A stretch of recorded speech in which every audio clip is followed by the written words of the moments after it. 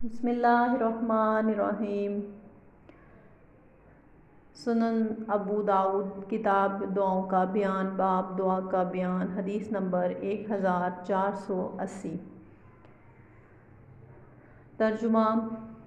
سعد رضی اللہ تعالیٰ عنہ کے ایک بیٹے سے روایت ہے کہ انہوں نے کہا، میرے والد نے مجھے کہتے سنا، اے اللہ، میں تجھ سے جنت کا اور اس کی نعمتوں، لذتوں اور فلاں فلاں کا سوال کرتا ہوں، اور میں تیری پناہ مانگتا ہوں جہنم سے اور اس کی زنجیروں سے، اس کے طوقوں سے اور فلاں فلاں بلاؤں سے۔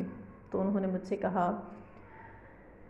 میرے بیٹے، میں نے رسول اللہ صلی اللہ علیہ وسلم کو فرماتے سنا ہے، عنقریب کچھ لوگ ایسے ہوں گے جو دعاؤں میں مبالغہ اور حد سے تجاوز کریں گے، لہٰذا تم بچو کہ کہیں تم بھی ان میں سے نہ ہو جاؤ۔